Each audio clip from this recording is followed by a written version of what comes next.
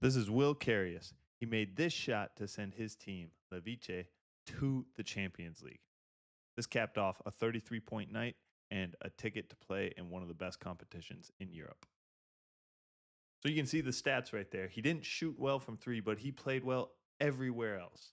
And there's a reason he played 42 minutes. Players like this are so valuable. And those are the things that I want to highlight in this video.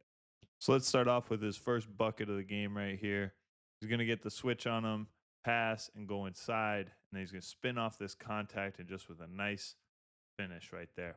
And you're going to see this a lot. He's going to see the help coming from the baseline side. So he's just going to shoot the little floater instead of try to force it. Good decision. A few possessions later, this is his second bucket of the game where he's going to tack off the catch and get to the cup. Now, we go back. His man is not attached to him. He senses that, so he knows he can attack right away. Right here, there's a lot of traffic. The Red Sea is going to part, and he's going to be able to score. He's consistently aggressive like this, and I want you guys to notice those two dribbles that he takes. The two dribbles are so hard. His pickup is great. He avoids all the defense, avoids the swipe from the baseline defender, and gets the bucket. Remember what I said earlier, how he just plays easy. Baaken was switching early in this game, immediate skip pass for a catch and shoot, and then he's there for the offensive rebound. Notice the accuracy of this pass, and then on the rebound right here, notice how he's using his legs and his hips to win position. Just pin his guy under the glass so he can get the ball and go and score. Here's kind of a broken play. Now watch what he does on defense here. It's a 2-on-1, and he kind of pulls the chair in the air, which is crazy, but it works. They end up getting the loose ball, goes out of bounds, and we're going the other way. He's going to shoot this off the baseline out of bounds, and you can tell he's a shooter based on his coach's reaction right here.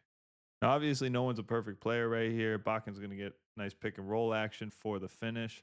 But what I really like is Will just got scored on, and now watch what he does right here. So it's kind of this broken inbounds play. They're struggling to get it in against the pressure. He comes back to get the ball, and he's going to go right at the guy who just scored.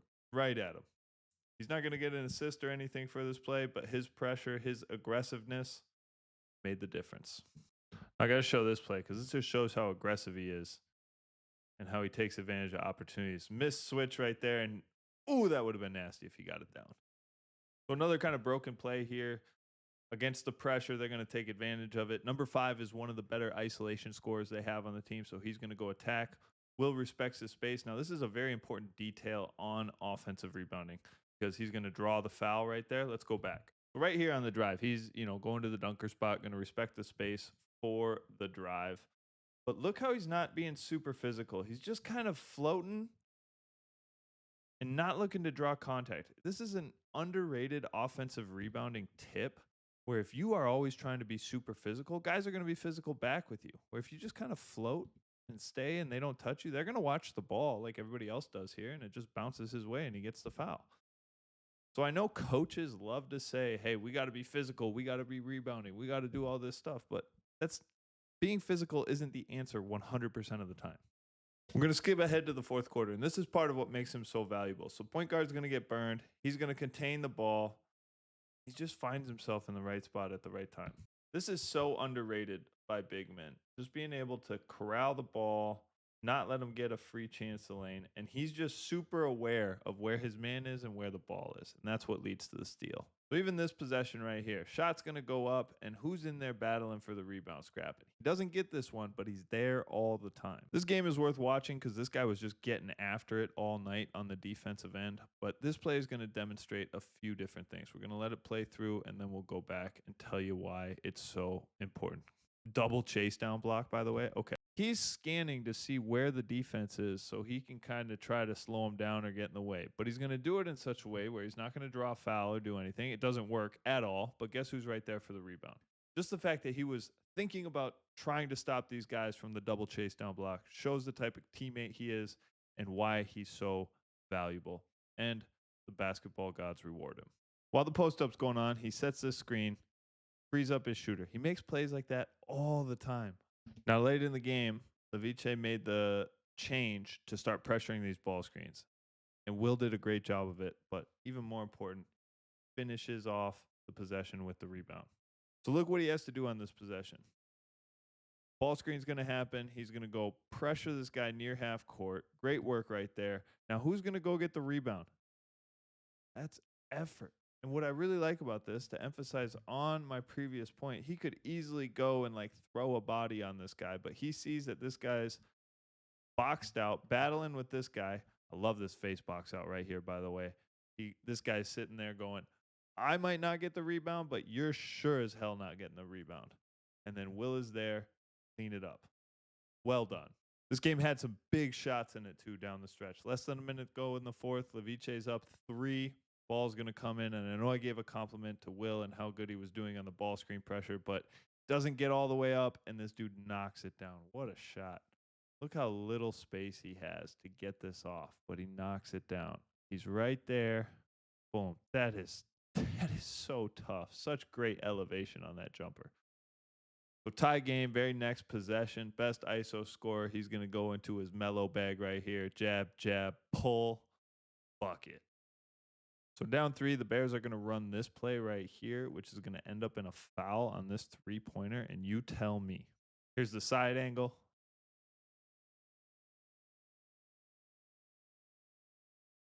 Here's a baseline angle.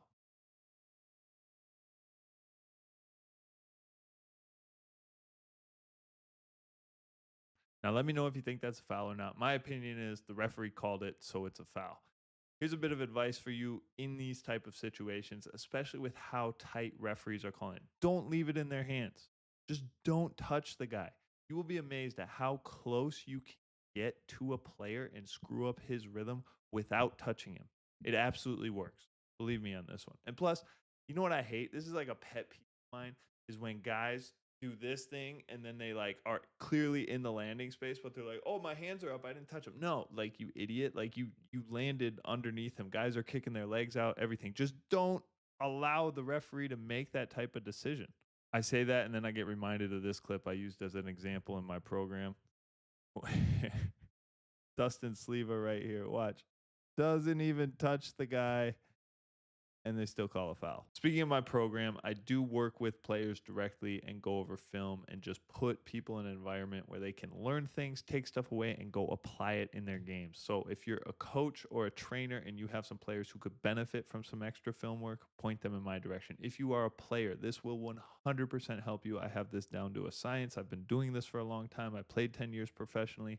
It's worth checking out. So he's going to make all 3 free throws, and then Levice is going to run a sideline out of bounds. And I actually really like this play. Let's not make it complicated. Get our best scorer of the ball. Unfortunately, he does not get it done, so we're going to overtime. This shot almost went in, too, which was crazy, by the way. Right away in overtime, this guy's falling asleep, not attached. The go screen works. He gets a half a step, is able to finish. Next possession, you can tell that Levice is trying to get their best isolation scorer into isolation with the same action. This whole side of the floor is cleared out, but it's not working. Pretty good defense, pretty bad spacing by the white team. So they're going to swing it. Now, just don't overextend in these situations. You overextend, you're done. Great pickup right there. Tough finish. But that is the difference. It is so small in this game. And then coming the other way, too much space right here. Another great shot. This game was so back and forth. Now, I love this discipline from number 21 right here because he's cooking. He's got 5 straight points. He could easily pull this, call his own number, but he sees the mismatch, gets it into the paint, and is rewarded right here with the and one. Next possession, and now 6-point game, not the best shot. When I look back at this game, there's going to be a series of shots here by the Bears that they're going to look back and they're going to regret. This starts the domino effect. This is the very, very first one. The very next possession, okay? They're still +6. They got the stop. Good pressure from number 8 right here. They're trying to pressure the ball. He's going to reject this with the spin, get downhill, and go score. I actually like this shot. I like the aggressive decision. It's unfortunate that there's an offensive foul called on the rebound. 1 for 2 from the line, so they're up 5. So a bucket here makes it a 7-point game, which means it's a 3-possession game with under 2 minutes to go, which completely changes the dynamic. However, this is early in the season. You can just tell the timing, everything is a little discombobulated. Might be fatigue, might be a lot of things, but I just don't think the play was for number 4 to get the ball in the post with 4 seconds to go and settle for this garbage. But they're still up 5. Now this is where the 2-man game, just beautiful execution. So now instead of going up 7, we're just going to get a simple high pick and roll. And I want you guys to notice how number 25 pins that guy on the high side on the roll, and that opens everything up. That's super effective against the switch. Good rebound right there. Way to stay with it. Up 3. And this is where 21 is going to watch this play back and kind of have some regret. He goes down once. He's going to fall down again right here. And I think he's going to look this one back and say, hey, yeah, I fell down twice. There's 12 seconds on the shot clock. I got to get the ball and help my team, because this is definitely not the shot that any team wants at any point in time during the game. The behind the backboard toss up in the air. It's not good basketball.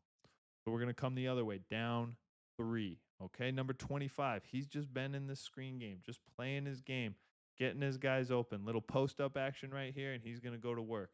He has all the space, recognizes it. I don't think that's a foul, but the referee called it, so my opinion is irrelevant. So is everybody else's. The only opinion that matters is the referee's. He's going to make 2 for 2 from the line. So now Levice is down 1. The Bears with the ball, up 1. And we have to credit number 8 right here. Watch this defense. Physical, understands the play, cheats it again, denies this, forces the back door from 21. Now they're going to settle for this jump shot. And you have to give credit to Levice for playing defense like this and forcing these tough shots in a situation where they were down big late into the game. But you think, okay, they have the momentum. Something's going to happen. Little hesitation, crossover, go baseline right now. I like this move right there. But this is basketball. It's not always going to go as planned. Steps out of bounds, turnover. To nobody's surprise, we're just going to foul after the inbound and 2 for 2 from the line. So 4 seconds left. Levice is down 3 points. Sideline out of bounds play. Cross screen, elevator into a little flare, catch and shoot, bank it in. Now, bank threes are the most soul-crushing shot in the game of basketball. I have zero proof behind this other than my personal experience. I can count the number of games that we have gone on to win after banking in a 3 that we had no business making. And my college career ended because we played great defense for 33 seconds, back when we had a 35-second shot clock, and a kid near half court just chucked it up, banked it in, put us down 7, and absolutely put us away. So from experience, the bank 3 is the most soul-crushing shot in the game of basketball. So now we're into double overtime. Guys are fatigued. Legs might not be under the shot, but who's making the plays? Who's right there? Seeing the same thing over and over again, having a huge impact on the game. Number 25, always in the right spot at the right time. This was an absolutely crazy no call, but basketball doesn't wait for anybody. Got to keep hooping. And that's a tough, tough, tough way to start double overtime. You can see there was some, I think it was free throws, but that three-pointer is going to put the Bears down 5. Levice is going to get a stop. Now the next possession, they're up 5. Going to get early penetration into the paint, kick out, extra pass. Guess what? Offensive rebound. Like I said, the legs aren't there. This is double overtime. Dudes are exhausted. I love this set out of the timeout. Pretty simple, right into an elevator. Gets their guy with the hot hand into space. He knocks it down. And we're right back to it, right? Trying to get the best ISO scorer in isolation. And I like the fact that he does not settle. He gets busy, gets to the rim. But who's making the play? Who draws the foul? You guessed it, number 25. He actually bricked both those free throws, by the way, which I think would have changed the whole game. But we're not going to examine that. We're going to look at this. An early pull. Not the best shot, but offensive rebounds keep the ball alive on both ends of the floor, especially when the legs aren't there and there's a lot of short shots going on. And if you give your team a chance, maybe you can make shots like this. Crazy. We're getting down under 2 minutes again, and it's a 2-point game. Number 0 wants the mismatch against number 4. Now, we're going to let this one play, and I'll go back. Okay, this is for the big man. If you get switched on to a guard, don't let them get in their rhythm. This is the bag work. They do this all summer, and they'll make you pay. I really like this set. Down screen, into a ghost, into a flare, and they're supposed to follow it up with the Spanish right there, but he sees an advantage, gets to the cup. 3-point game. After a miss and a rebound, nothing happened in transition. The Bears are going to pull it out and get right into some Spanish action. I don't think it's super greatly executed, but that's okay. Like I said, it's double overtime. Not the best shot, but they're there for the O board, and threes after O boards are lethal. Tie game, 41 seconds left. I really like this decision in a tie game to be aggressive, get the ball to the paint, be aggressive again, another paint touch, and now you tell me whether or not it's a foul. Now you tell me on the replay, do you think this is a foul? I think by number one's reaction, he does not agree with the call. Like this guy, he's looking for the T. He wants to win. 26 seconds left. Misses the second free throw, so it's a 1-point game. This is where stuff just isn't going to go your way all the time. This is like, how many times have we seen this throughout the second half here? Guys are falling down all over the place, and you just settle for this jump shot. But like we mentioned, offensive rebounds are the difference in the game. 21 with the heads-up play to chase down his own rebound after not the best shot. They're going to jack this one up, and look what they call. They call a foul on the rebound. Right here. This is what they call the foul on. It's foul. Referee called it. Makes the first, and he makes the second. So now 1 second left, 1-point game, and this is where the magic happens. To go to the Champions League in double overtime. One thing I didn't notice, but I saw watching back, watch their coach's reaction. Completely valid, by the way. What a water bottle toss. And he said sorry afterwards too. He's very polite. Very polite. I truly believe there are things to take away from all these games. There's so much talent out there in the world playing this game at a high level, and the more you can take stuff from other people's game and add it to your own, the better you will get. Your understanding of the game will go up, and I do that exact thing at studyofhoops.com. But even if you subscribe to the channel, you will still get some valuable information. Okay, we'll see you guys.